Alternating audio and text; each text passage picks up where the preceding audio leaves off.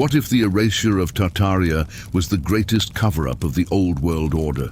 What if I told you that the largest civilization that ever existed on Earth was completely eradicated from the history books, that its monuments still dominate our cities, but have been renamed and repurposed, that we live in a world built on the ruins of an empire that the global elite decided you should never know about? Prepare to uncover the greatest cover-up in human history, the systematic erasure of Tartaria by the old world order, the civilization that never should have existed.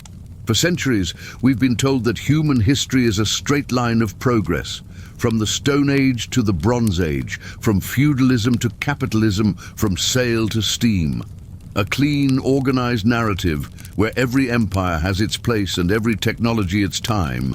But what if this narrative was the greatest lie ever told? The truth is hidden in plain sight, in the ancient maps that survived censorship. Open an atlas from 1570, 1650, 1750. There, occupying vast expanses of the Asian continent and beyond, you will find the name that has been systematically erased from modern history: Tartary. It was not a lost tribal territory in the steppes. It was a global empire, a civilization that stretched from Eastern Europe to North America, controlling trade routes, mastering advanced technologies, and building monuments that still defy our understanding. Abraham Ortelius mapped it. Mercator delineated it.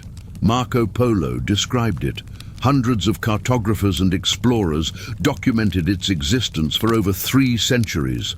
So where are the history books about Tartary? Where are the museums, the documentaries, the archaeological excavations?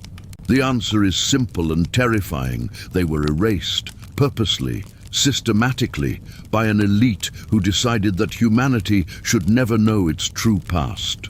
And with a history rewrite project, something extraordinary happened between the 18th and 19th centuries, a phenomenon that mainstream historians prefer to ignore: the simultaneous creation of a new historical narrative in all the civilized nations of the world. Suddenly, around 1850, official versions of history began to appear. Versions that coincidentally removed any significant mention of Tartary. The Russian Empire expanded its borders and claimed territories that had always been theirs. The British Empire justified its Asian conquests as civilizing missions in barbaric lands. The United States explained its westward expansion as the conquest of savage territories. But examine the maps from before 1850. Examine the accounts of travelers like William of Rubruck, who described Tartarian cities of incomparable splendor. Examine the chronicles of Marco Polo, who detailed the administrative organization and prosperity of the Tartarian Empire. Examine the commercial records that document established and lucrative trade routes with Tartarian kingdoms. All of this disappeared. Not gradually, as would be natural in any organic historical shift. Overnight, as if a cosmic eraser had swept over 3 centuries of documentation. The world's fairs, the theater of the cover-up. Between 1851 and 1915, the world witnessed an unprecedented phenomenon: the world's fairs. London, Paris, Chicago, St. Louis, Buffalo. Grand events that supposedly celebrated human progress and technological innovation. But look more closely. These fairs had a disturbing pattern. First, architectural structures of impressive beauty and complexity were built in record time. The Crystal Palace in London, with its 293 655 glass panels and precision iron structure, was supposedly designed and built in just 6 months. The Chicago Columbian Exposition Complex, which covered 688 acres with monumental buildings, was erected in 2 years. Second, after the fairs, these architectural marvels were systematically demolished, burned, destroyed. The official explanation: they were temporary, built only for the event. But examine the photographs from that time. Observe the quality of the construction, the sophistication of the details, the perfection of the execution. These were not temporary pavilions. They were permanent monuments being presented to the public for the first time, and then deliberately destroyed to eliminate evidence. The Chicago Fair is particularly revealing. Before and after photographs show something impossible. An entire metropolis appears out of nowhere and then completely disappears. Daniel Burnham, the chief architect, supposedly managed to create the White City faster than any urban development of the time. And then, by order of the authorities, everything was reduced to ashes. Why? What was the real purpose of these fairs? The impossible architecture that remained. Despite the efforts of destruction, evidence of Tartary survived.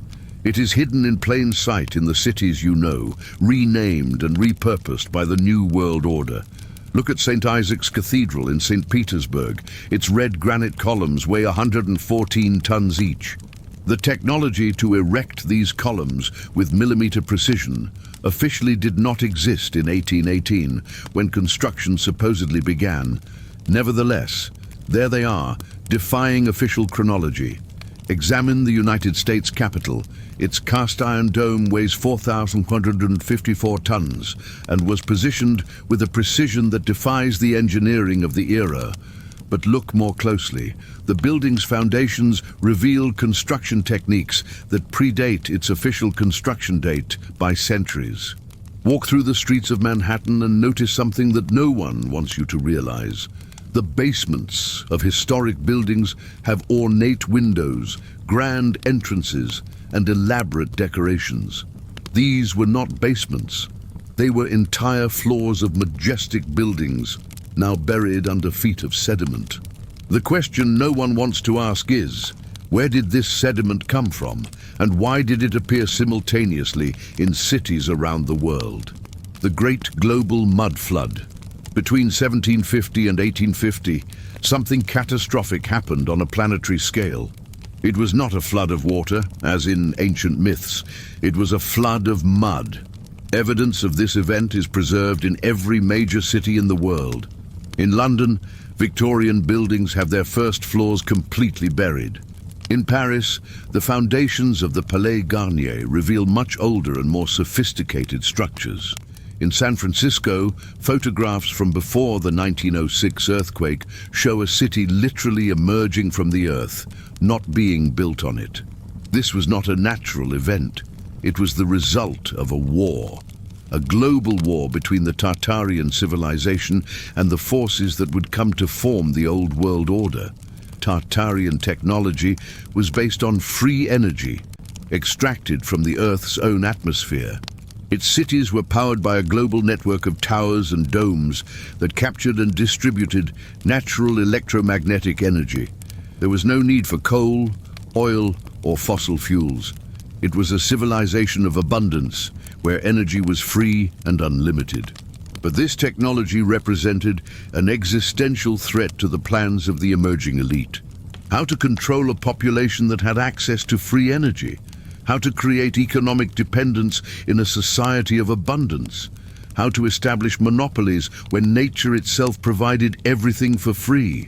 The solution was war. A war of frequencies and energy that devastated the planet's surface.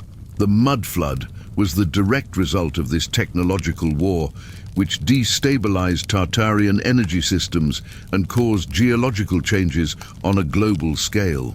The repurposing of monuments. After the fall of Tartary, the victors faced a problem. How to explain the existence of architectural monuments that defied official chronology. The solution was brilliant in its simplicity: historical repurposing.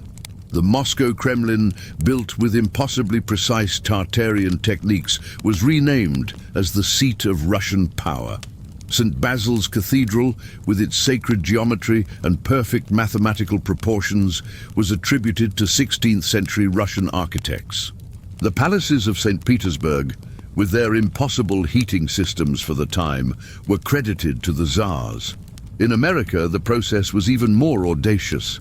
Entire Tartarian cities were discovered by European explorers and claimed as virgin territories. The magnificent buildings of Chicago, New York, and Washington were attributed to American architects who supposedly designed and built them using the technologies of the time.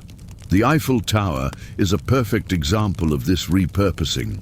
Officially built for the 1889 Universal Exposition, it demonstrates knowledge of structural engineering that anticipated principles that were only discovered decades later. Gustave Eiffel did not invent this technology. He copied it. The tower is an attempt to replicate Tartarian energy transmission technologies, but in a primitive and limited way. The control of the narrative. For the cover-up to be successful, it was necessary to control not only the present, but also the past. The elite that emerged after the fall of Tartary developed a sophisticated system of narrative control. First, they established academic institutions that became the guardians of historical truth. Universities like Harvard, Oxford, and the Sorbonne were not just centers of learning, but propaganda agencies that disseminated the new official version of history. Second, they created scientific societies that had the authority to determine what was real and what was myth. The Royal Society of London, the Smithsonian Institution, the French Academy of Sciences, all founded or reorganized precisely in the post-Tartary period, all dedicated to promoting a specific view of human progress. Third, they developed a new academic discipline, archaeology, but not archaeology as a search for truth, but as a tool to validate the official narrative. Archaeological sites that contradicted the accepted chronology were ignored, discredited, or simply destroyed. The result was a complete rewriting of human history. Tartary was transformed from a global civilization into an undefined territory. Its advanced technologies were rebranded as milestones of the Industrial Revolution. Its monuments were attributed to other cultures. Its very existence was relegated to the status of a cartographic mistake. And the guardians of the secret who were the architects of this cover-up. Who had the power and motivation to erase an entire civilization from history? The answer lies in the banking families that emerged as the new global elite precisely in the post-Tartary period.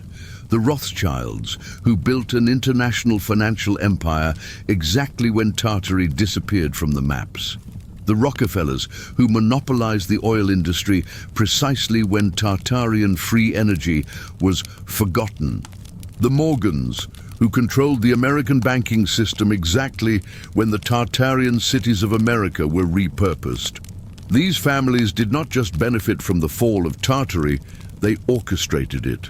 The creation of the central banking system, the establishment of energy monopolies, the institutionalization of educational control.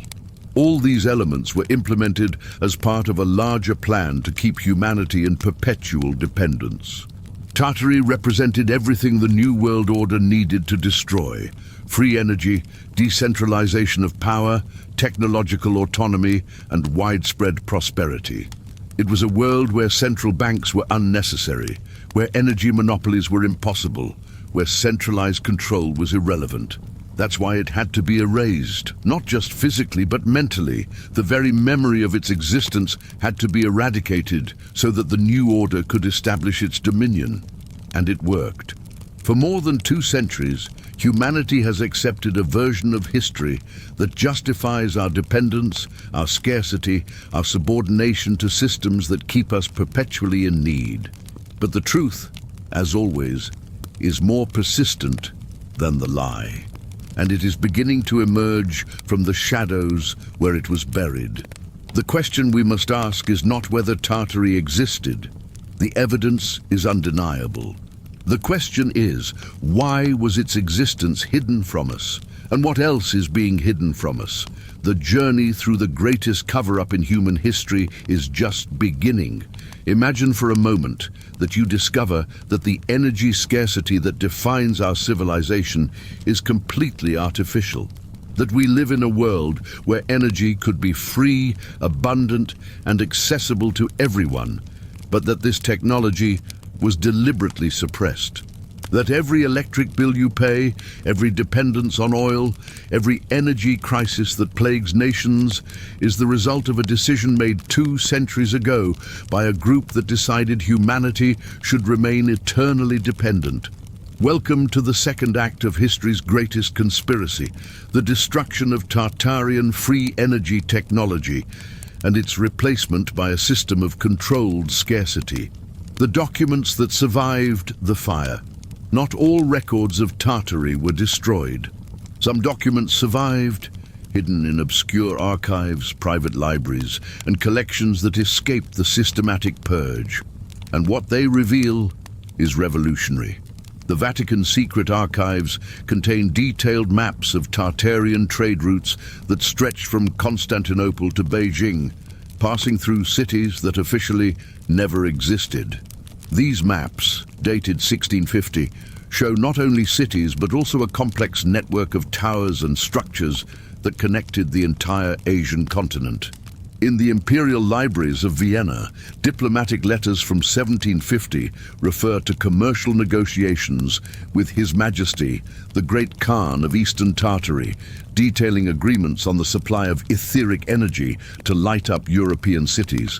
Etheric energy, not coal, not oil, energy extracted directly from the atmosphere. Even more revealing are the French military reports from 1812, recently discovered in the Fontainebleau archives. They describe with technical precision the Tartarian atmospheric machines that could capture fire from the sky and distribute it through resonance towers. Napoleon did not just invade Russia, he invaded the last bastion of Tartarian technology. But perhaps the most explosive document is the secret report of the British East India Company, dated 1847. In it, the British directors openly discuss the need to completely eliminate the traces of Tartarian etheric technology to ensure that our coal industry and our trade routes maintain indefinite supremacy. The evidence was there, waiting to be discovered. But who would dare to look for it when the entire academic and media structure was committed to denying its existence? The global network of energy towers. To understand the magnitude of what was lost, we need to examine what those decorative towers and ornamental domes that still dominate the world's urban landscapes truly were. They were not decorations. They were components of a global energy network. Start with any old city and observe the pattern. Paris. The Eiffel Tower is not a monument, it's an antenna. London. Big Ben is not just a clock, it's a frequency transmitter. New York. The Statue of Liberty is not just a symbol, it's an atmospheric energy receiver. St. Petersburg. The domes of St. Isaac's Cathedral are not ornaments, they are electromagnetic conductors. The genius of the Tartarian network was in its simplicity. Each city had a main tower, always positioned at the highest point in the region, which served as a collecting antenna. This tower extracted natural electromagnetic energy from the ionosphere, using principles that Nikola Tesla would rediscover centuries later, but in a primitive and limited way. The captured energy was then distributed through a network of secondary domes, each tuned to specific frequencies. The result was a free energy system that could light up entire cities, power factories, and even provide heating in the most rigorous winter. But the true sophistication was in the details that we still observe today, but do not understand. The gargoyles of Gothic cathedrals were not mystical creatures. They were energy conductors, modeled with specific shapes that channeled electromagnetic frequencies. The ornaments on the tops of buildings were not decorative. They were directional antennas that focused energy transmission. Examine any medieval cathedral, Notre Dame, Westminster, Cologne Cathedral. Look at its towers, its pinnacles, its metallic crosses. Every element is positioned with mathematical precision to maximize the capture and distribution of atmospheric energy. These structures were power plants disguised as places of worship. The Invisible War, how to destroy a civilization without armies. The fall of Tartary did not happen through conventional battles. There were no marching armies, firing cannons, or prolonged sieges. It was a war of a subtlety and effectiveness that would make Sun Tzu proud, a war of frequencies. Tartarian technology depended on harmonic resonance. The entire network worked through precise synchronization between transmitting and receiving towers. Alter the frequency of a main tower, and the entire network of a region collapses. Destroy just a few strategic towers, and entire cities lose power. But the emerging elite was even smarter. Instead of destroying the towers, they detuned them. Between 1750 and 1850, scientific expeditions, sponsored by the Royal Society, the French Academy, and other institutions, traveled the world with an official purpose of mapping unexplored territories.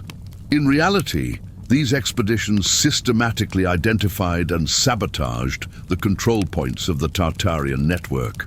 Captain James Cook was not just mapping the Pacific.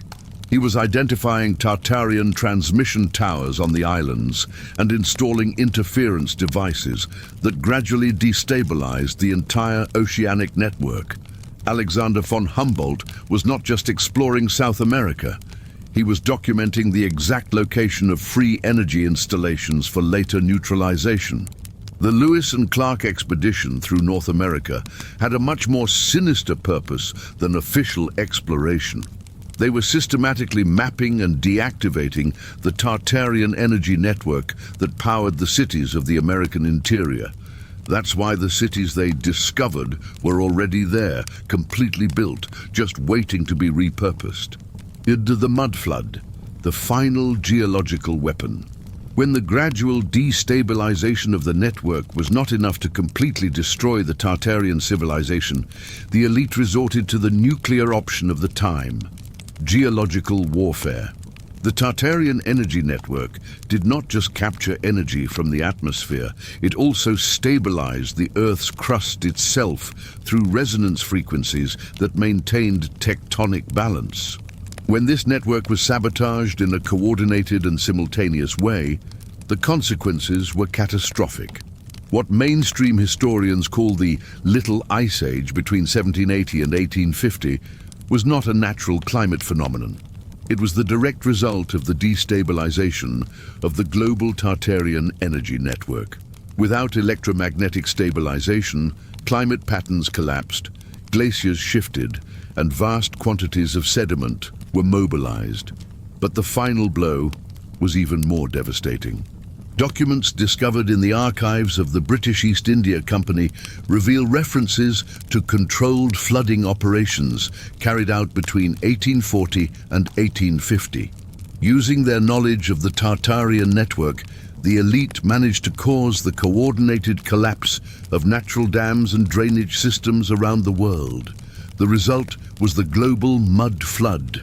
Not a natural catastrophe, but a precise military operation that simultaneously buried the evidence of Tartarian civilization under feet of sediment. London, Paris, New York, San Francisco, all the great cities of the world experienced the same phenomenon at the same time. What a convenient coincidence. The photographs from the time are revealing. They show entire cities being excavated from the mud, not built. They show workers removing sediment from buildings that were supposedly being constructed, but that clearly already existed. They show the most massive cleanup operation in history, disguised as urban development. The appropriation of Tesla's technology. Here we come to one of the cruelest ironies of history. Nikola Tesla, the man who rediscovered the principles of Tartarian free energy, became both the greatest hope and the greatest threat to the established order. Tesla did not invent wireless energy transmission. He rediscovered it. His laboratories were filled with Tartarian artifacts that he studied obsessively. His Wardenclyffe Tower was an attempt to recreate a single tower of the global Tartarian network. His experiments with atmospheric frequencies were based on Tartarian technical manuals that he managed to access through contacts in Eastern Europe.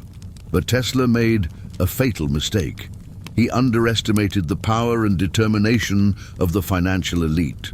In 1899, when Tesla successfully demonstrated wireless energy transmission at Colorado Springs, J.P. Morgan was initially interested. Morgan financed the construction of the Wardenclyffe Tower, promising full support for the global free energy project. But when Tesla revealed that his technology would make all existing energy monopolies obsolete, coal, oil, gas, centralized electrical grids, Morgan immediately withdrew the funding. Not only that, he used his influence to ensure that no other investor would dare to support Tesla. The destruction of the Wardenclyffe Tower in 1917 was not a demolition for lack of funds. It was a military operation ordered by the American government under the pretext of national security during the war. In reality, it was the physical elimination of the last attempt to resurrect Tartarian free energy technology. Tesla died poor and forgotten in 1943. Immediately after his death, FBI agents confiscated all his papers, documents, and equipment, officially for national security reasons. In reality, to ensure that no one else could continue his work of rediscovering Tartarian technology. Diary: the system of artificial scarcity. With free energy technology eliminated and its memory erased, the elite could implement the system that governs our world to this day.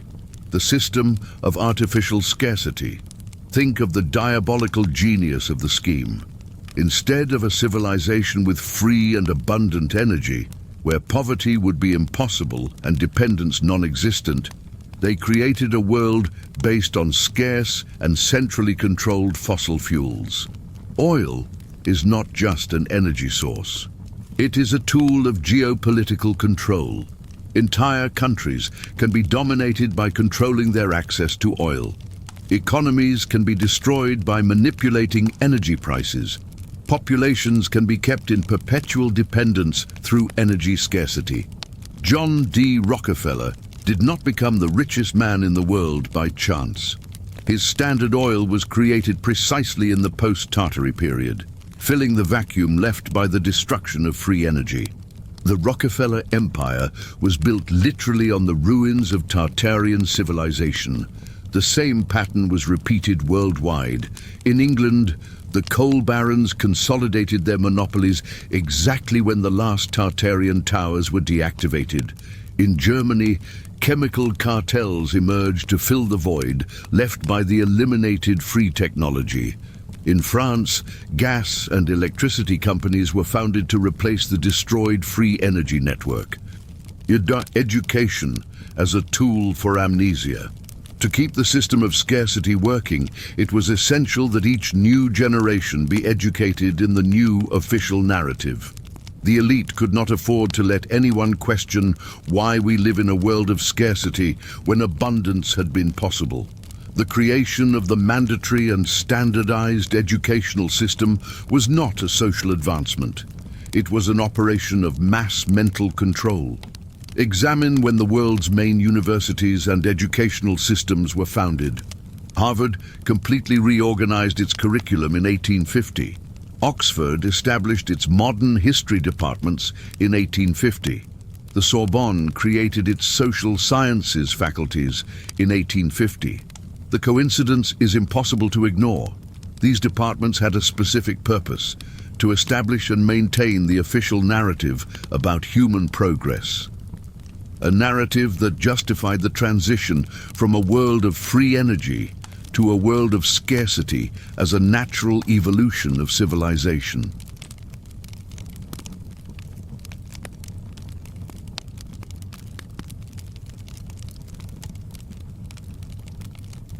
Even more sinister was the creation of entire academic disciplines dedicated to discrediting any evidence of Tartarian civilization. Scientific archaeology emerged precisely to explain inexplicable ruins as products of primitive cultures that coincidentally disappeared without leaving written records.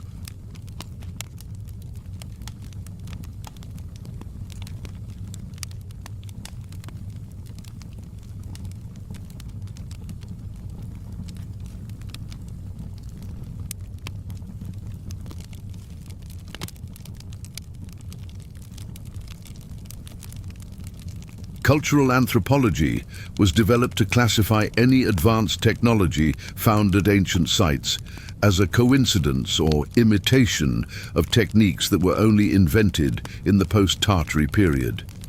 Uniformitarian geology was established to ensure that no recent global catastrophe could be accepted as an explanation for sudden geological changes that could reveal evidence of the artificial mud flood. Dream the modern guardians of the secret. Today, the cover-up of Tartary is maintained by a complex network of institutions that don't even know they are protecting a lie. Most academics, journalists, and educators who perpetuate the official narrative are sincere in their convictions. They genuinely believe in the version of history they were taught.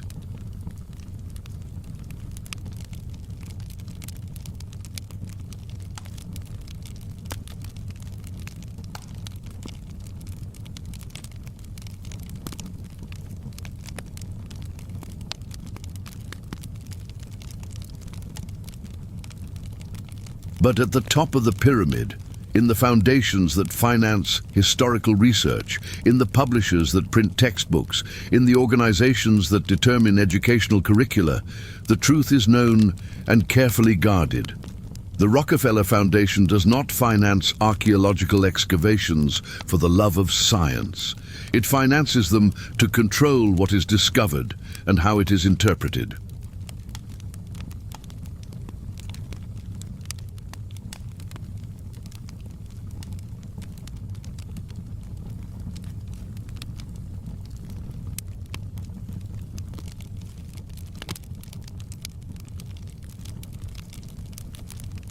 Any finding that contradicts the official narrative is quickly reclassified, reinterpreted, or simply lost in the archives.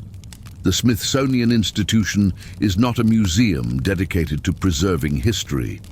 It is a control agency that determines what version of history the American public is allowed to know. Artifacts that defy official chronology are systematically removed from display and stored in warehouses to which only authorized researchers have access.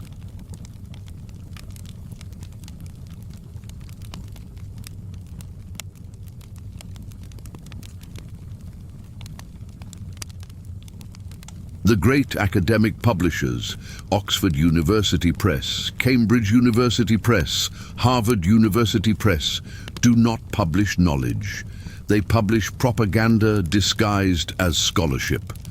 Any manuscript that fundamentally questions the official historical narrative is rejected not for lack of evidence, but for not fitting established academic standards. Bosquet, the underground resistance. But not everyone passively accepted the cover-up.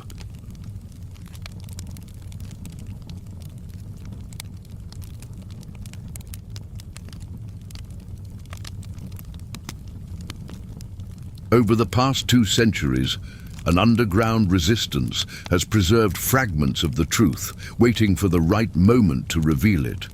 Genuinely secret societies, not the elite organizations that usurped the term, but real knowledge preservation groups, kept hidden archives with Tartarian documents. Families of independent scholars passed down entire libraries from generation to generation, protecting books that were banned from public collections.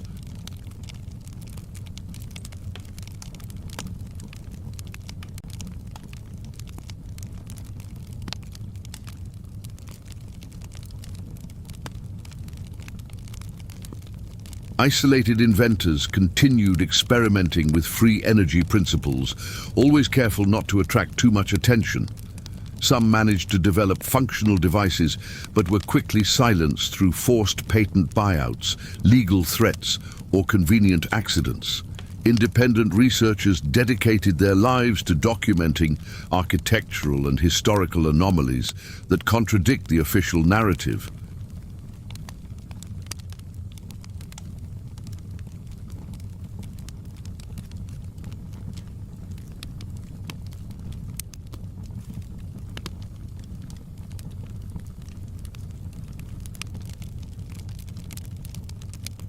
Their work was systematically ignored by mainstream academia, but preserved in alternative publications and more recently on the internet.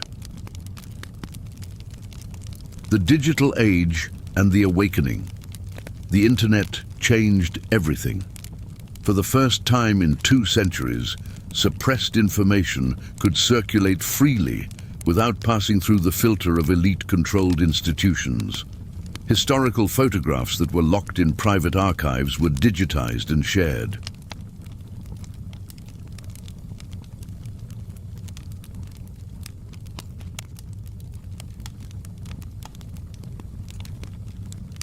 Ancient maps that only existed in private collections were published online. Documents that survived in obscure libraries were translated and made available globally.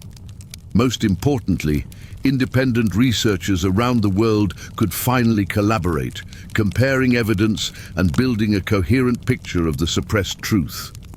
The result was inevitable: the rebirth of interest in Tartary.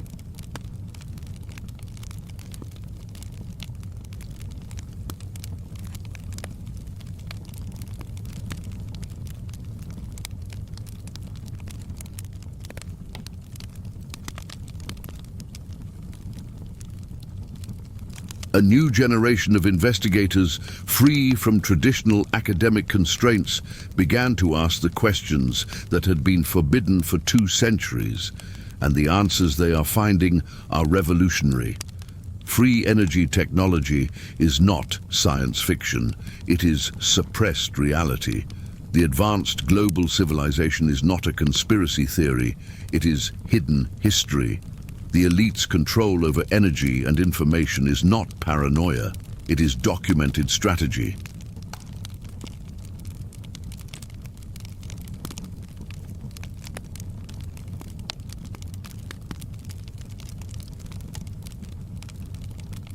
We are on the threshold of a rediscovery that can completely transform our understanding of the past, present, and future. A rediscovery that can free us from the system of artificial scarcity and restore the abundance that is our natural right. But this rediscovery faces fierce resistance from those who have built empires on the lie. The war for the truth about Tartary is also the war for the liberation of humanity. And it is only just beginning.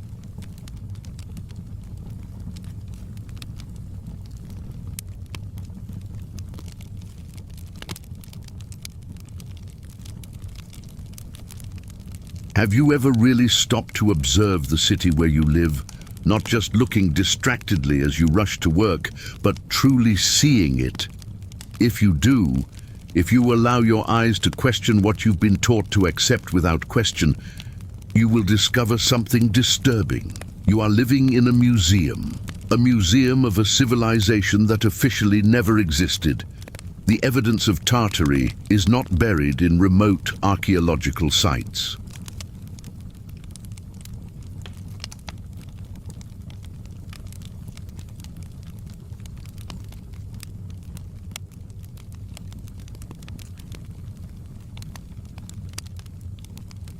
It is in your streets, in your squares, in the buildings you pass every day. The greatest cover-up in history hid the truth, not by burying it, but by renaming it. And today, we're going to learn how to recognize what has always been right in front of our eyes. The Tartarian Architectural Code. There is a specific architectural language that identifies Tartarian constructions. Once you learn to read it, it will be impossible not to see it everywhere.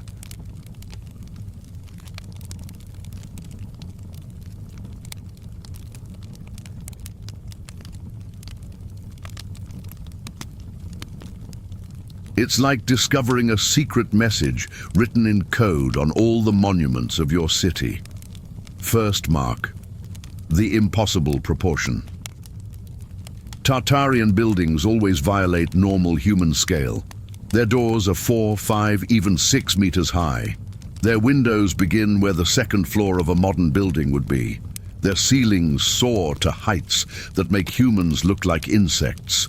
Walk through the central station of any major city, Grand Central in New York, Gare du Nord in Paris, St. Pancras in London.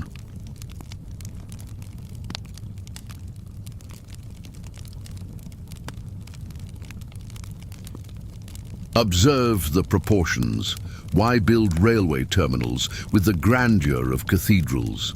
The official explanation talks about impressing passengers, but examine the old photographs. The first users of these stations looked lost in their vastness, like children in a world of giants. Second mark, the hidden technology. Every Tartarian building contains systems that defy its supposed era of construction. Heating systems impossible for the 18th century.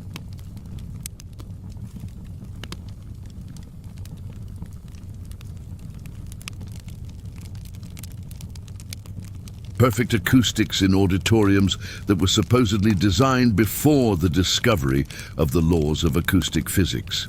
Natural lighting through techniques we shouldn't have known about. The Paris Opera is a perfect example. Officially built between 1861 and 1875, it demonstrates knowledge of acoustic engineering that was only discovered in the 20th century. Every surface, every curve, every material was chosen to create a perfect resonance.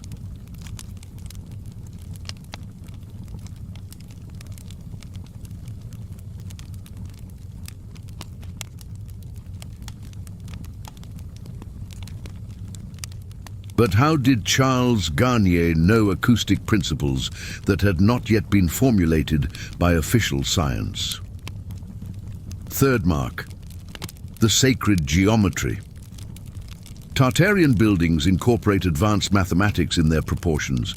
The golden ratio, Fibonacci sequences, complex harmonic relationships, all integrated in a way that creates both aesthetic beauty and energetic functionality. Examine St. Basil's Cathedral in Moscow. Its 9 domes are not decorative.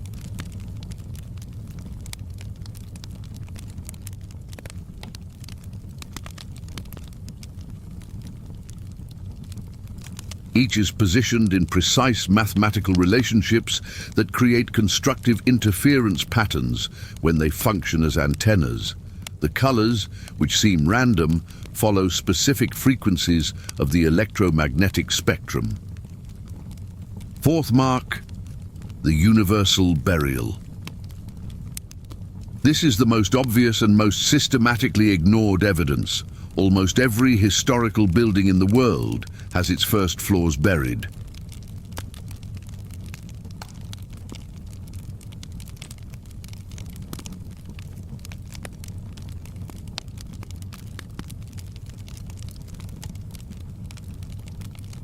What we today call basements are actually the original ground floors, complete with ornate windows, grand entrances, and decorations that no architect would design for underground spaces.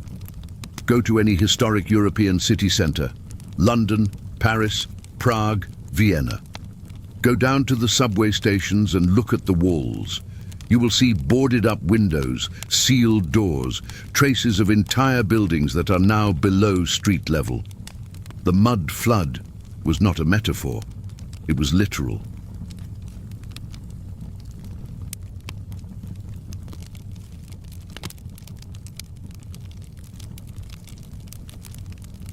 The ghost cities of America Nowhere is the evidence more glaring than in North America. Here, the official narrative is particularly absurd. European settlers with limited resources supposedly built entire cities of architectural magnificence in a matter of decades. San Francisco, the city that appeared out of nowhere.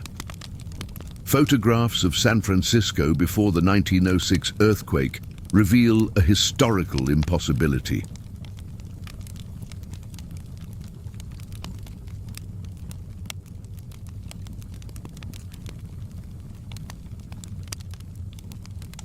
A complete metropolis with 8, 10, 12-story buildings, sophisticated transportation systems, and advanced urban infrastructure. All of this supposedly built by gold rush miners in less than 50 years. But examine the photographs with a critical eye. The buildings show no signs of recent construction. They show the wear of decades, even centuries of existence. The streets are paved with techniques that officially did not exist at the time.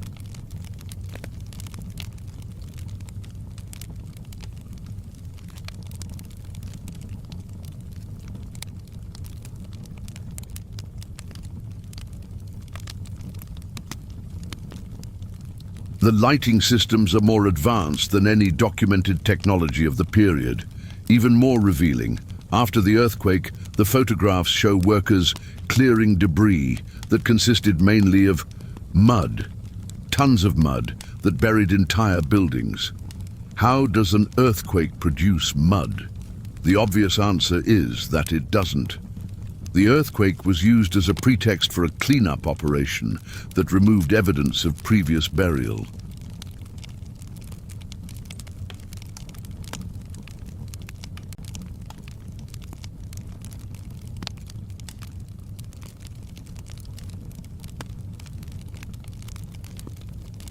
Chicago, the white city that was never demolished. The Chicago Columbian Exposition of 1893 is presented as the largest temporary construction project in history. Supposedly, 200 majestic buildings were built specifically for the exhibition and then demolished. But analyze the logistics. Daniel Burnham and his team would have needed tens of thousands of specialized workers, millions of tons of materials, and construction technologies that simply did not exist in 1893.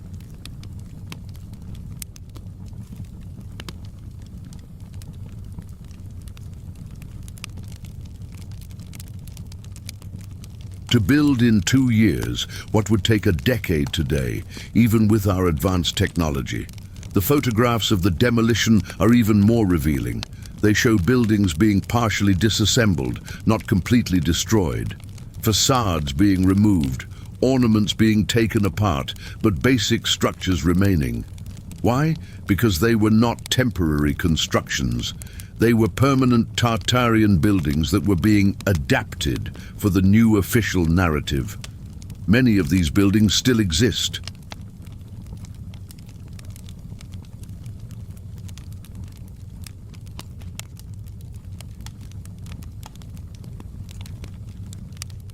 They were incorporated into the urban fabric of Chicago with new facades and new official stories. The Chicago Museum of Science and Industry is the only building that officially survived the exhibition. But examine aerial maps from the time and compare them to modern Chicago. You will discover that at least 24 structures from the temporary exhibition are still there, renamed and repurposed. Washington, D.C., the capital built on ruins. The official history of Washington, D.C.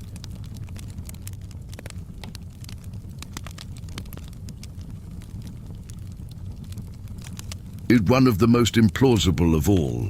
Supposedly, an entire capital was designed and built from scratch in a swamp by a newly independent nation with limited financial resources. But examine the L'Enfant Plan of 1791. Pierre-Charles L'Enfant was not designing a city. He was mapping a city that already existed. His radial avenues, his strategic circles, his complex geometry. All of this corresponds exactly to the Tartarian urban patterns documented in other parts of the world.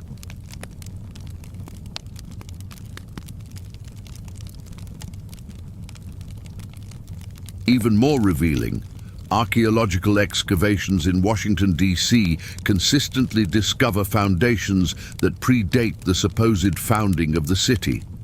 These discoveries are systematically reclassified as Native American settlements or earlier colonial structures, but their architectural sophistication contradicts these explanations.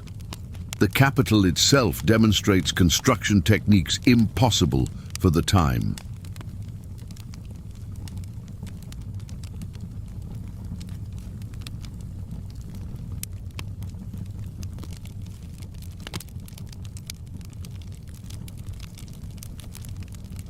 Its cast-iron dome was erected with a precision that defies 19th century engineering. Its acoustics are so perfect that whispers at one end of the floor can be heard clearly at the other. How did architects who supposedly had never built anything similar achieve this perfection on the first attempt? Modern methods of suppression.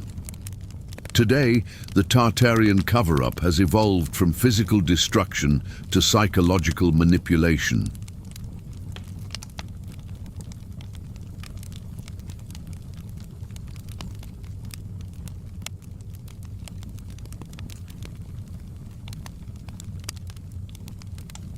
The evidence is still there, but our perception of it is carefully managed through sophisticated techniques of narrative control. The normalization strategy. The most effective technique is to make the extraordinary seem ordinary. Buildings of impossible proportions are presented as architectural styles of the era. Inexplicable technologies are described as the ingenuity of ancient builders. Obvious evidence of burial is explained as natural changes in ground level.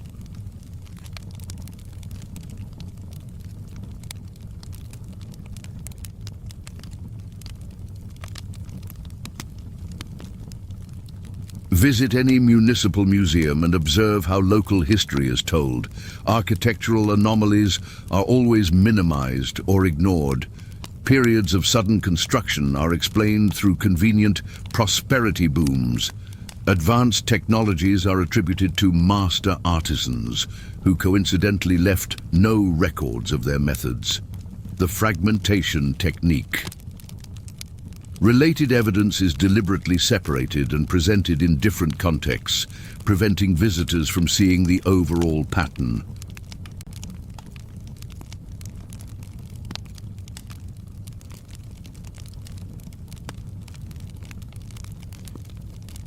A city's tower is explained in one museum.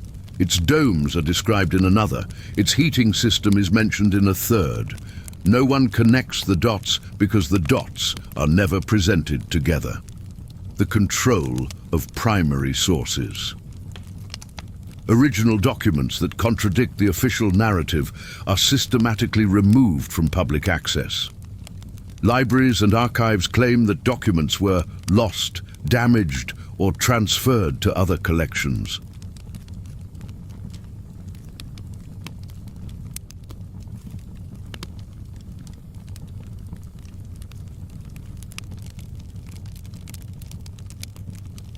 Independent researchers discover that specific maps, travelers' accounts, and official records have simply disappeared from the collections where they should be. When compromising documents cannot be removed, their interpretation is controlled through authorized experts who provide official explanations that discredit any alternative interpretation.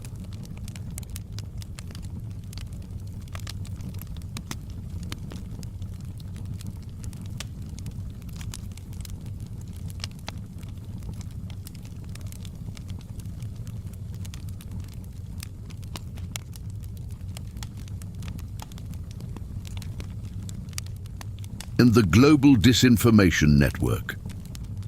The modern Tartarian cover-up operates through a coordinated network of institutions that, consciously or not, perpetuate the official narrative.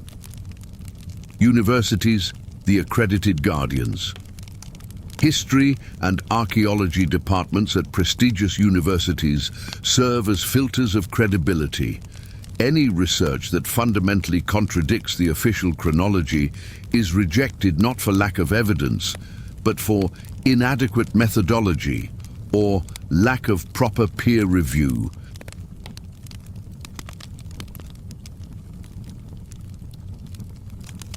And the peer review system, presented as a guarantee of scientific quality, in practice functions as censorship. Researchers who question established paradigms find that their articles are rejected by anonymous reviewers who defend academic orthodoxy.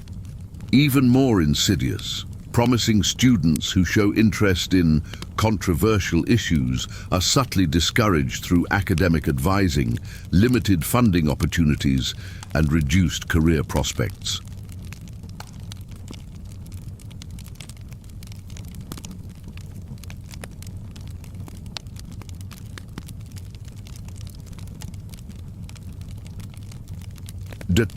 Media, the consensus factory. Historical documentaries, magazine articles, and educational programs create an impression of objectivity while systematically presenting only one version of events. Architectural anomalies are mentioned briefly as curiosities without in-depth investigation.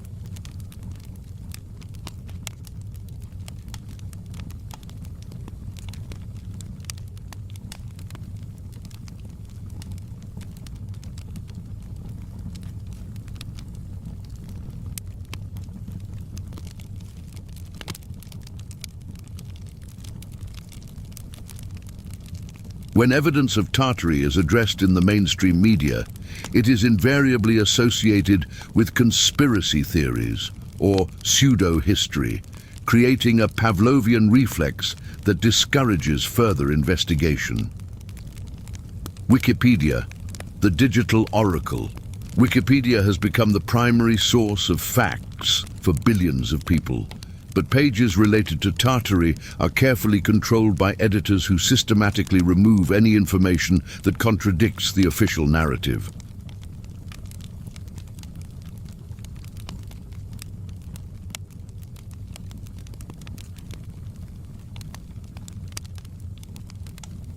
Attempts to add documented evidence are rejected as unreliable sources or original research. Links to historical documents are removed.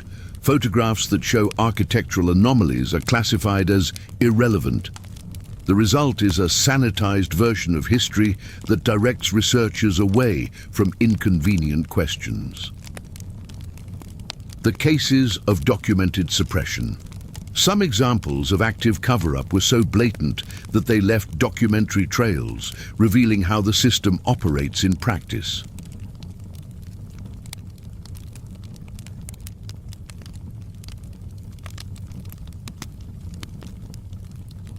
The case of the Smithsonian giants. Between 1900 and 1950, American archaeological expeditions consistently documented the discovery of human skeletons of exceptional stature, 8 to 11 feet tall, often found in elaborate tombs with advanced technology artifacts. Local newspapers of the time published hundreds of accounts of these discoveries. Photographs were taken, measurements were recorded.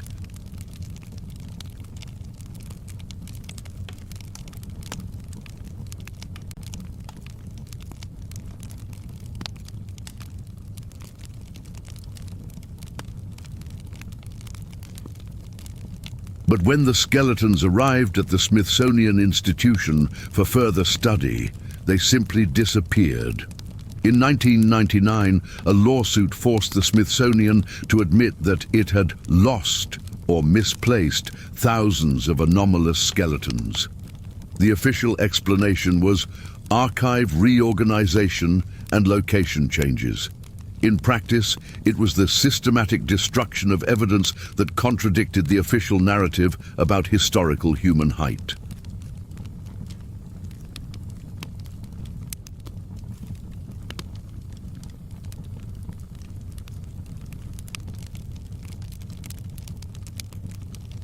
The suppression of old photographs.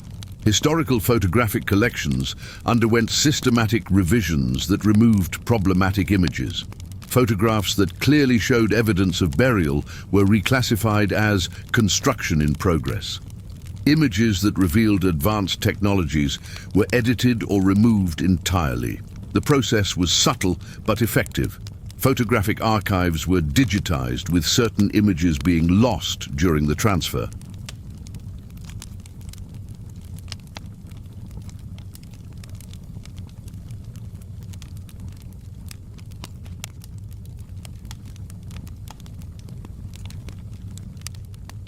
Private collections were acquired by institutions that later restricted access. Original negatives were declared deteriorated and destroyed after selective digitization. The control of archaeological expeditions. Archaeological sites that reveal chronological anomalies are quickly protected through legislation that limits access to authorized researchers. Independent expeditions are discouraged through complex bureaucratic processes and prohibitive licensing costs.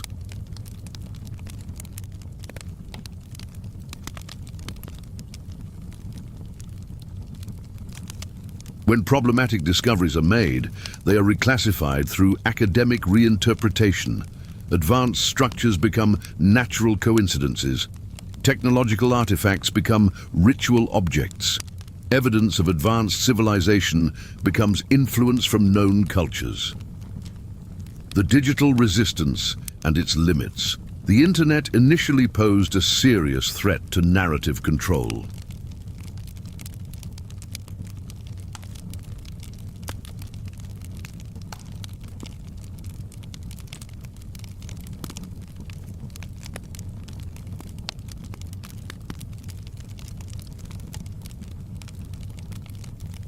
Independent researchers could share evidence, collaborate on investigations, and reach global audiences without passing through traditional institutional filters. But the elite quickly adapted. Suppression algorithms. Search engines were programmed to demote results that question official narratives. Searches for Tartaria primarily return debunking articles or pages that associate the topic with discredited conspiracy theories.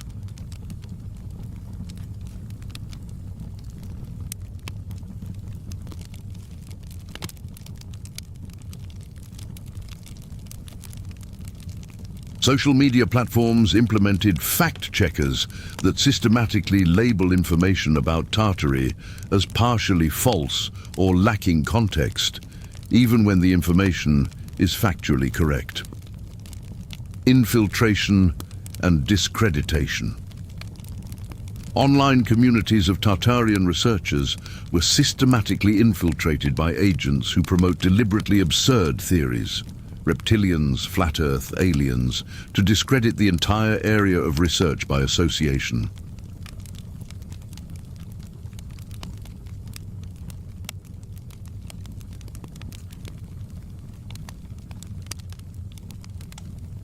The result is that anyone who shows serious interest in Tartarian evidence is immediately associated with ridiculous conspiracy theories, creating a social stigma that discourages further investigation.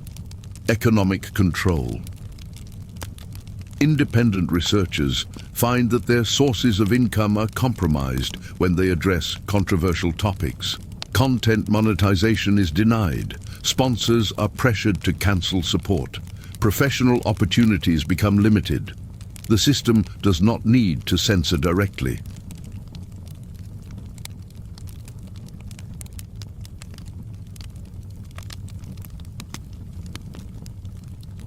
It just needs to make independent research economically unfeasible. The new discoveries and their suppression. Even today, new evidence of the Tartarian civilization continues to be discovered, and each discovery is systematically suppressed or reinterpreted. LiDAR and the buried cities. LiDAR, light detection and ranging technology, has revealed massive structures buried under modern cities.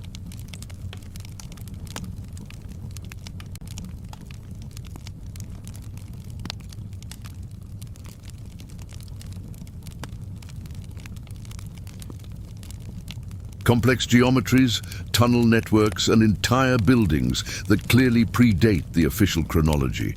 But these discoveries are consistently reclassified as known ancient foundations or natural structures. When reclassification is not possible, the sites are declared unstable and access is restricted. Spectral analysis of materials. Chemical analyses of historical building materials reveal compositions that should not have been possible with the technology of the time.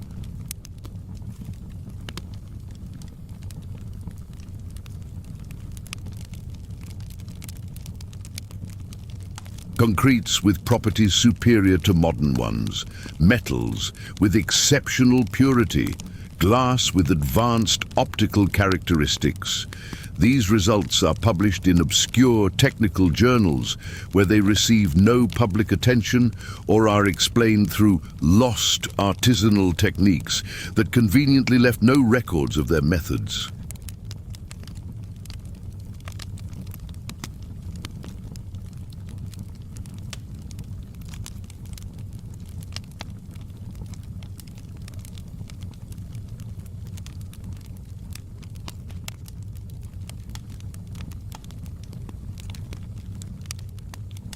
Anomalous carbon dating. Carbon-14 tests on organic materials from historical buildings consistently return dates that are centuries older than the official chronology. Wood in buildings supposedly from the 18th century dates to the 15th century. Materials in American colonial structures predate the arrival of Europeans. These results are systematically dismissed as contamination or sampling error.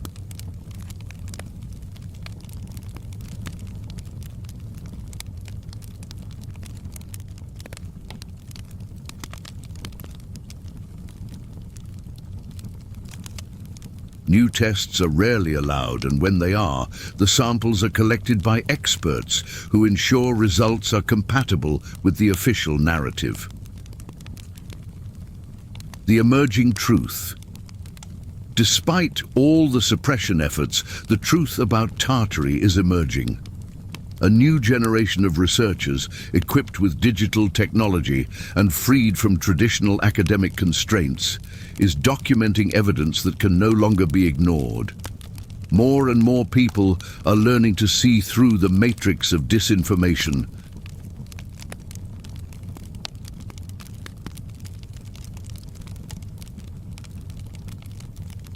They are questioning official narratives. They are observing their own cities with critical eyes, and what they are discovering is revolutionary. We live in a world built on the ruins of a lost civilization. A civilization that was deliberately erased from history to keep humanity in perpetual dependence. But the truth, as always, is more persistent than the lie, and it is finally coming to light. The question is no longer whether Tartary existed.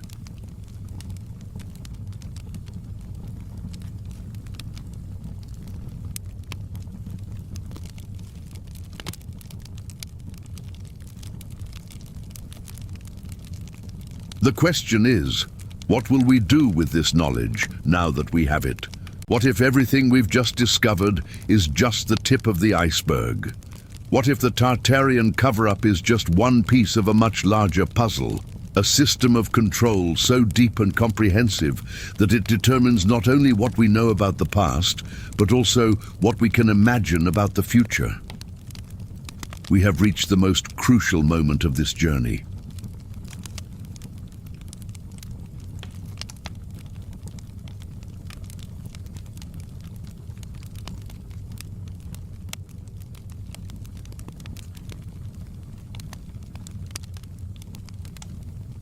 The moment when we must confront an even more disturbing truth. If an entire civilization can be erased from history, if revolutionary technologies can be suppressed for centuries, if our very perception of reality can be manipulated so completely, then what else is being hidden from us? And more importantly, what can we do with this knowledge? The invisible prison of consciousness. Over 3 chapters, we have explored concrete evidence of the greatest cover-up in history.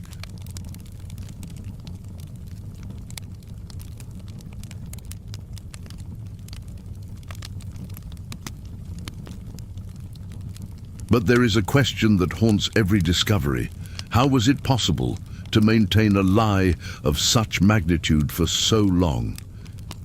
The answer lies in something much deeper than censorship or information suppression. It lies in the prison of collective consciousness. The elite who orchestrated the erasure of Tartary understood something fundamental about human nature. It is not necessary to directly control every person if you can control the parameters within which they think.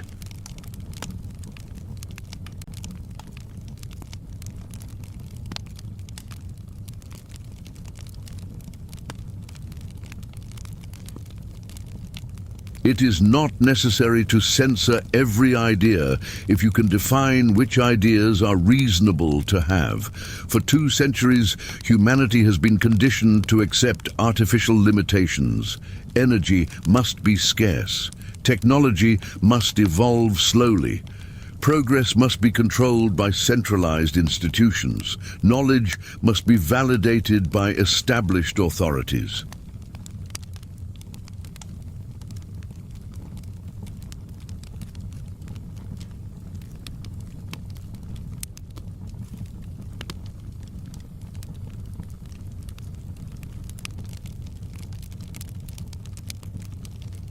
But what if none of that is true?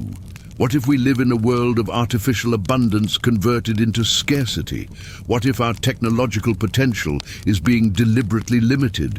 What if our ability to understand and transform reality is being systematically suppressed? Tartary was not just a lost civilization, it was a demonstration of what is possible when humanity is not under artificial control.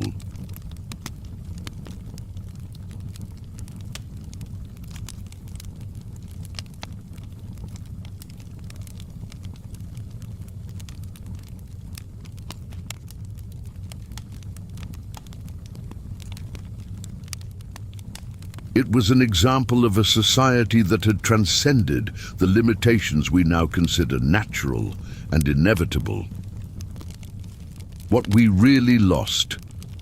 To fully understand the magnitude of the crime committed against humanity, we need to understand what exactly was stolen from us when Tartary was erased. Free energy and universal abundance.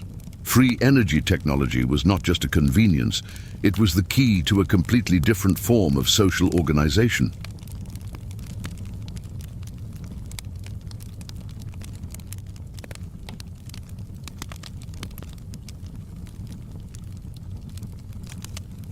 In the world where energy is free and unlimited, there is no basis for artificial scarcity.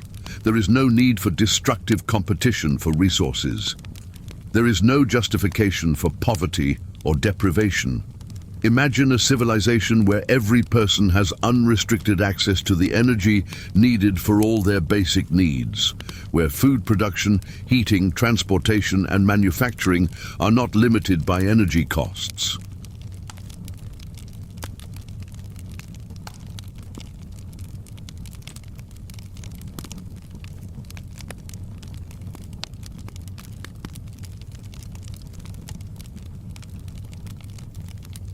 Where creativity and human development are not constrained by the need to earn a living through repetitive work.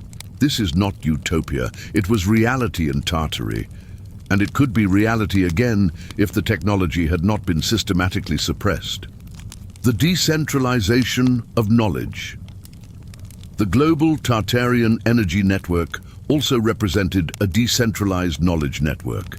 Every city, every community, had direct access to the frequencies that carried not only energy, but also information.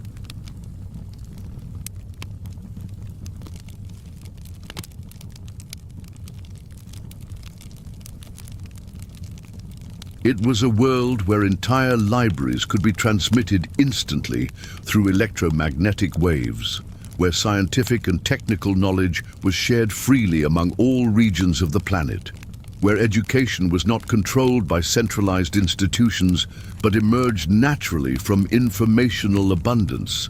Tesla was trying to recreate this aspect of Tartarian technology when he developed his wireless transmission experiments.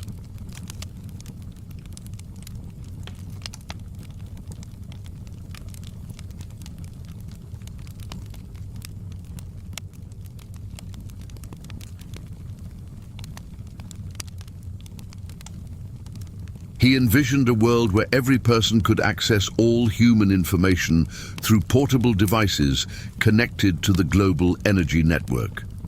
We are constantly conditioned to believe that our modern internet represents the pinnacle of human connectivity. But compared to the Tartarian network, our current technology is primitive and limited, dependent on vulnerable physical infrastructure controlled by centralized corporations, subject to censorship and manipulation.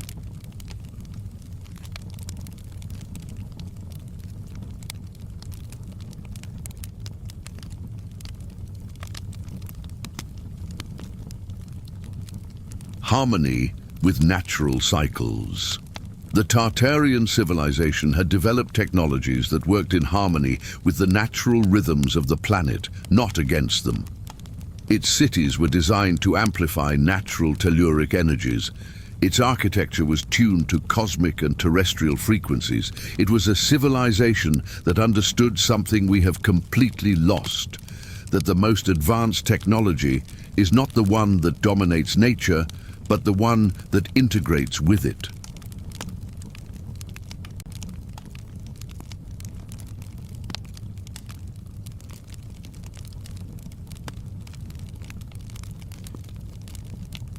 That true progress does not come from conquering the environment, but from harmonizing with it. Our current technologies are based on combustion, explosion, resistance, and brute force. They are inherently destructive and unsustainable. But there is another way, the way of resonance, harmony, cooperation with natural forces. Tartary had found that way, and it paid the ultimate price for it.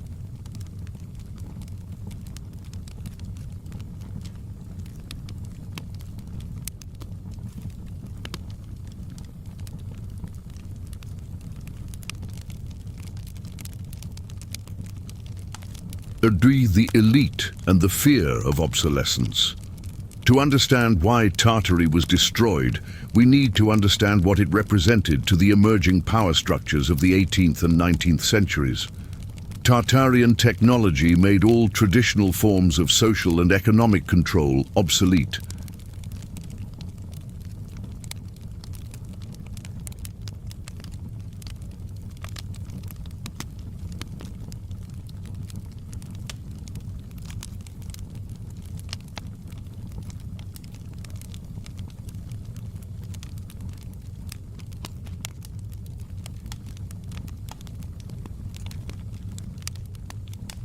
How to control a population that has access to free energy. How to maintain economic hierarchies in a society of abundance. How to justify the existence of central banks when there is no artificial scarcity to be managed. The banking and industrial elite that emerged during the fall of Tartary understood that their prosperity depended on the maintenance of scarcity.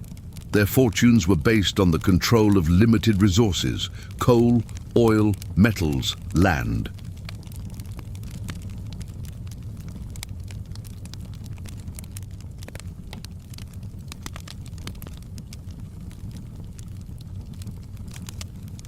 In a world of free energy and technological abundance, these fortunes would become irrelevant. More deeply still, their power depended on the dependence of the masses. Their status derived from being necessary intermediaries between people and the resources they needed. In a civilization where every individual had direct access to energy and information, intermediaries became unnecessary. The destruction of Tartary was not just about eliminating economic competition.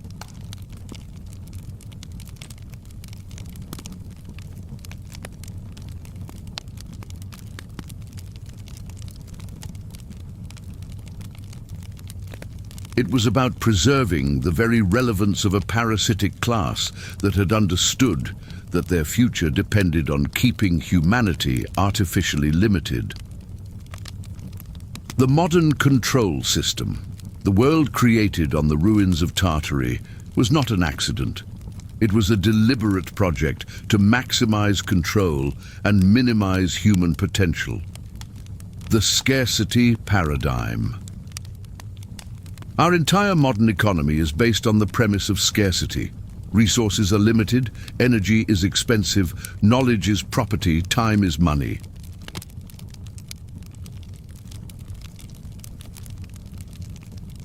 This mindset penetrates our psyche so deeply that we rarely question whether these limitations are real or artificial.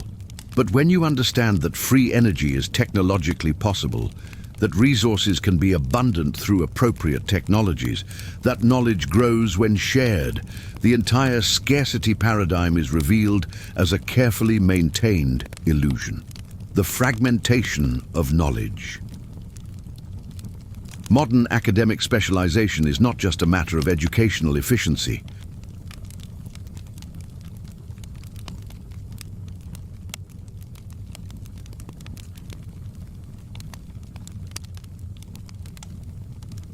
It is a tool of control that prevents holistic views of reality.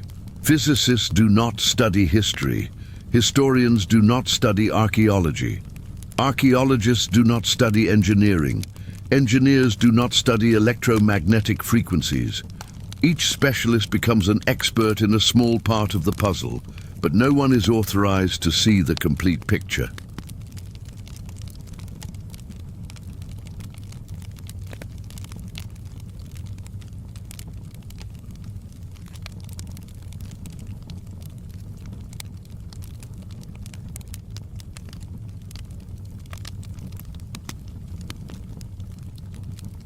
The evidence of Tartaria is scattered among dozens of academic disciplines, but it is never synthesized because that would transcend the artificial limits of specialized knowledge.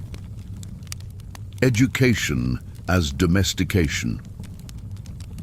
The modern educational system was not designed to create critical thinkers or innovators. It was designed to create obedient workers and predictable consumers.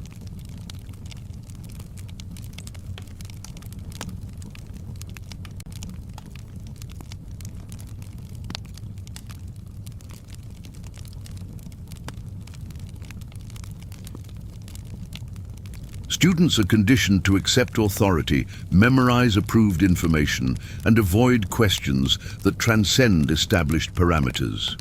The result is a population that may be highly educated in technical terms, but remains completely ignorant about fundamental questions of its own history and potential. The digital awakening. But something unexpected happened at the end of the 20th century.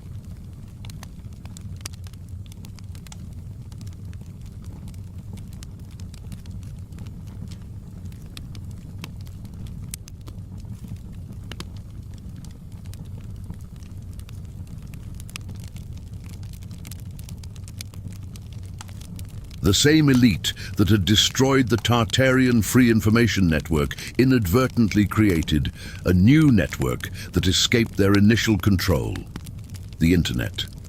For the first time in 2 centuries, suppressed information could circulate freely. Independent researchers could collaborate without geographical limitations. Documentary evidence could be preserved and shared globally. The result was inevitable: the resurgence of interest in Tartary and other suppressed knowledge.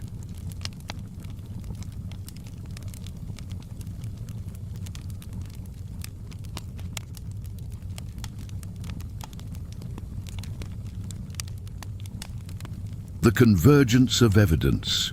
When researchers around the world could finally compare notes, previously invisible patterns emerged.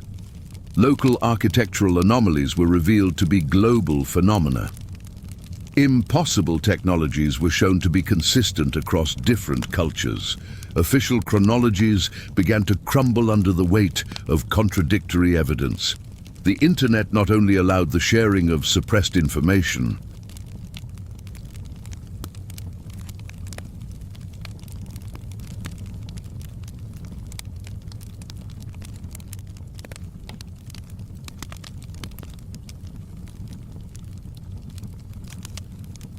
it allowed the synthesis of fragmented knowledge in a way that no controlled institution could prevent.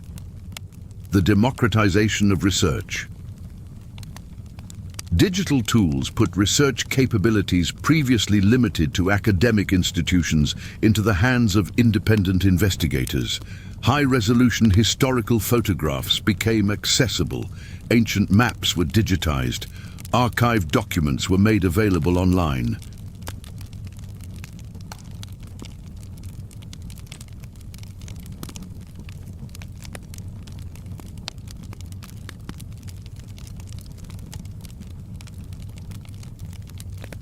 Most importantly, the internet allowed amateur researchers with a genuine passion for the truth to outperform professional researchers limited by career and funding considerations. The network effect of consciousness. As more people discovered evidence of Tartary, a network effect began to operate. Each person who awakened to the truth became an additional node in the network of awareness. Suppressed knowledge began to spread exponentially.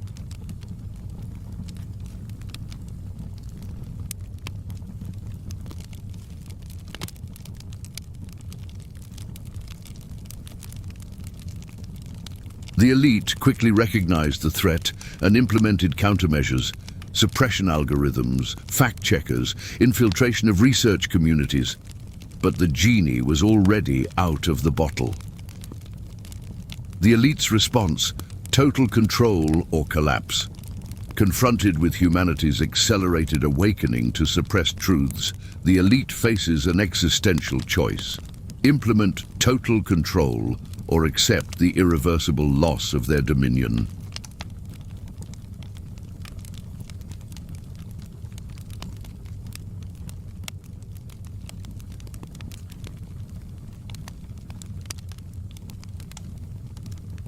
The digital control agenda. The initial response has been the attempt to transform the internet from a tool of liberation into an instrument of control. Algorithmic censorship, social credit scores, centrally controlled digital currencies, ubiquitous surveillance, all are attempts to recreate the lost control through technological means. The goal is to create a system where every transaction, every communication, every movement can be monitored and controlled.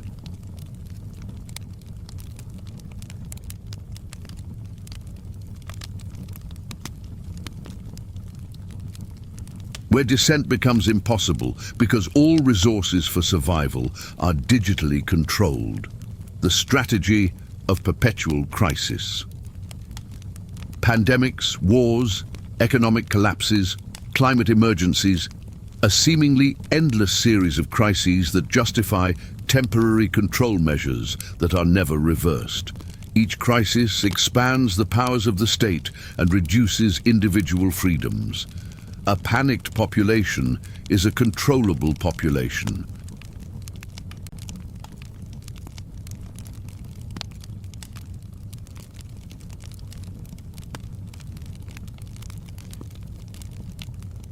People who are afraid accept limitations they would reject under normal circumstances.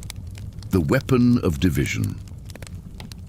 When direct control is not possible, artificial division serves the same purpose.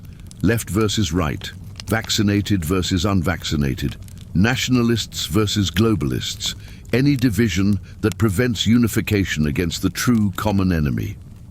People busy fighting each other have no time or energy to question the fundamental power structures that oppress them.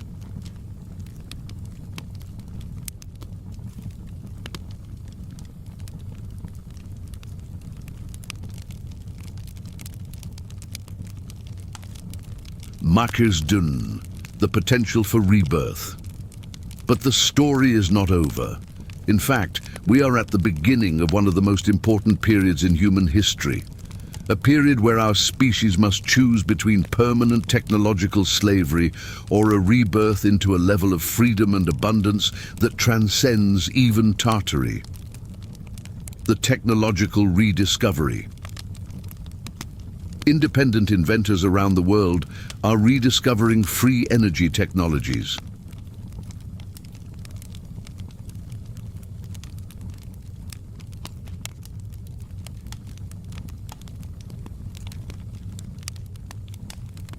Their advances are suppressed by the mainstream media, but the information circulates through alternative networks.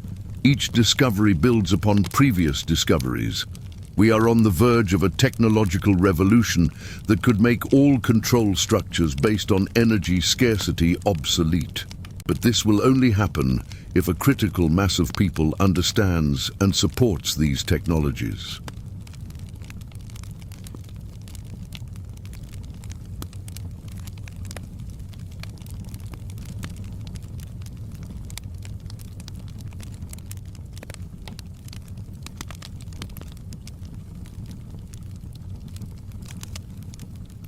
The awakening of collective consciousness.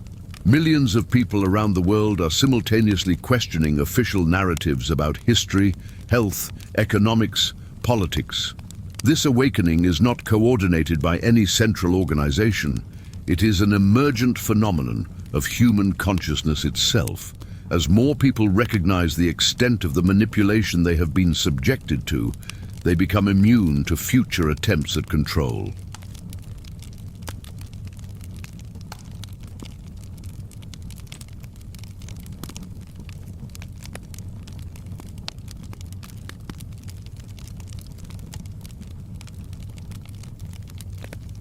An awakened population is a population impossible to govern through disinformation. The possibility of decentralized organization.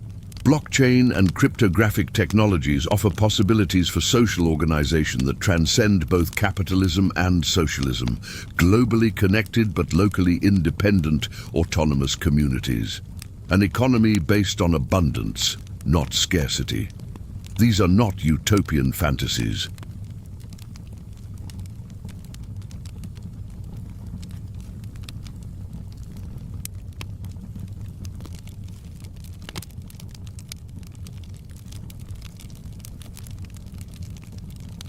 They are concrete technological possibilities that are being experimented with today in pioneering communities around the world.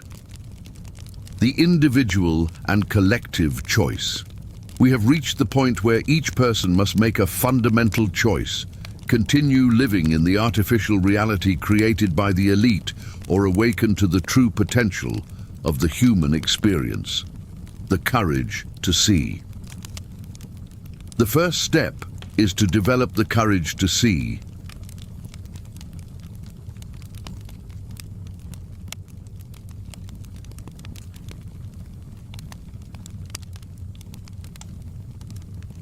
To see beyond the comfortable narratives that justify our limitations. To see beyond the authorities who promise security in exchange for freedom. To see beyond the distractions that keep us busy while our future is decided by others. Seeing Tartaria is not just about understanding suppressed history. It's about recognizing suppressed possibilities. It's about realizing that limitations we accept as natural are actually artificial and reversible.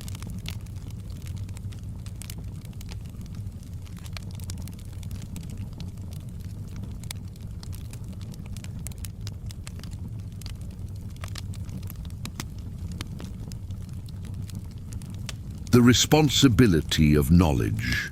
With knowledge comes responsibility. Once you understand the extent of historical manipulation, you can no longer feign ignorance. You become responsible for your choices on a much deeper level.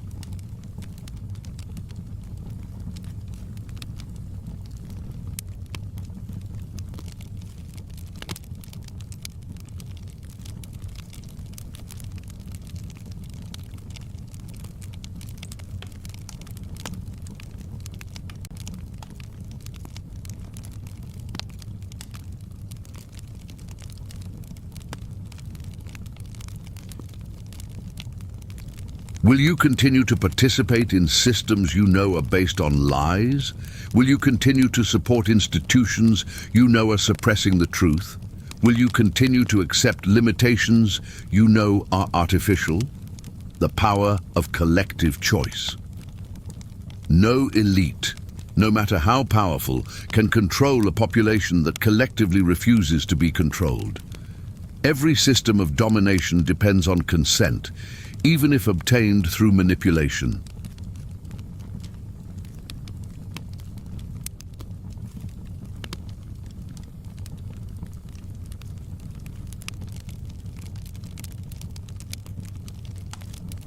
When a critical mass of people withdraws that consent, when they stop believing in official narratives, stop supporting corrupted institutions, stop accepting artificial limitations, the control system collapses. We are very close to that critical mass point. The question is whether we will reach it before measures of total control are irreversibly implemented.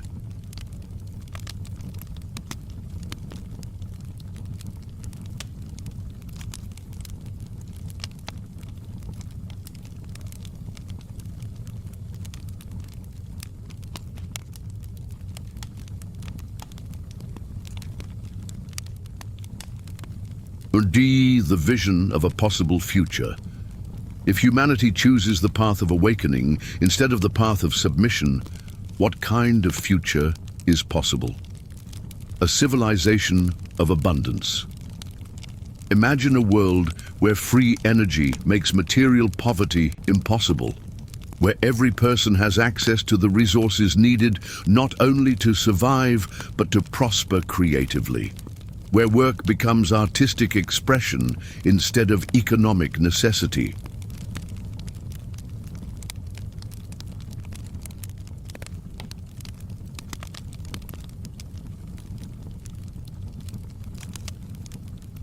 A society of free knowledge.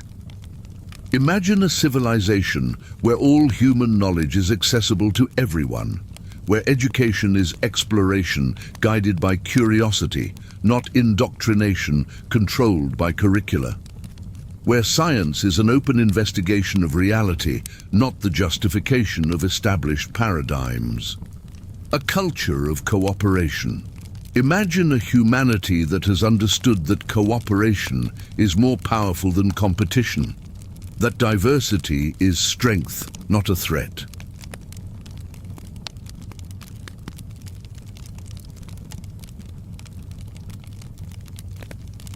That complex problems are solved through collective intelligence, not centralized authority. A multi-dimensional species. Imagine a humanity that has recovered suppressed capacities of perception and consciousness, that has developed technologies that amplify human potential instead of limiting it, that has transcended the artificial limitations imposed centuries ago. This is not science fiction, it is real human potential that is being systematically suppressed.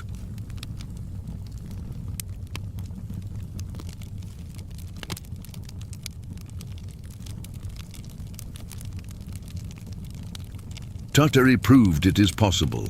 Our challenge is to prove it is possible again.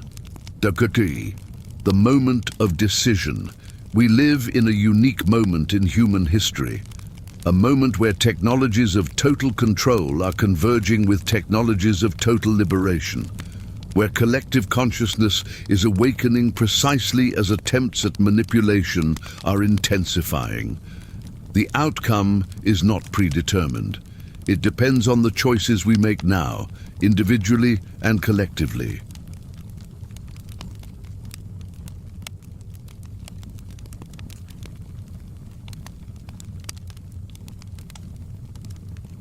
The elite that destroyed Tartaria bet that they could keep humanity permanently ignorant of its own potential. They bet that artificial fears would be more powerful than natural curiosity. They bet that superficial divisions would prevent deep unification. They may be right, but they may also be profoundly wrong. The discovery of the truth about Tartaria is much more than a historical revelation. It is an awakening of possibilities.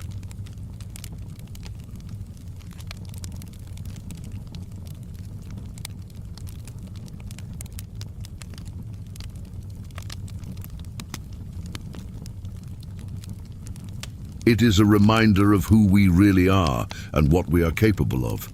The final question is not whether Tartaria existed. We know it existed. The question is, Will we allow our ability to create an even more advanced civilization to continue to be suppressed? Or will we reclaim our birthright as a creative and free species? The future of humanity depends on how we answer that question. And the time to answer is running out.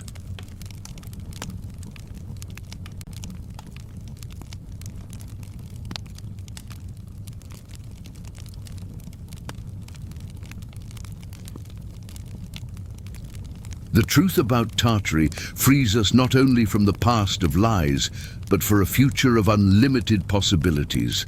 But only if we have the courage to act on that truth. The choice is ours.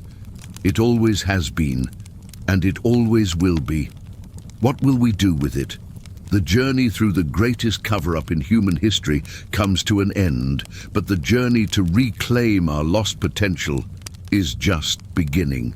The only question that matters is, are you ready for this journey?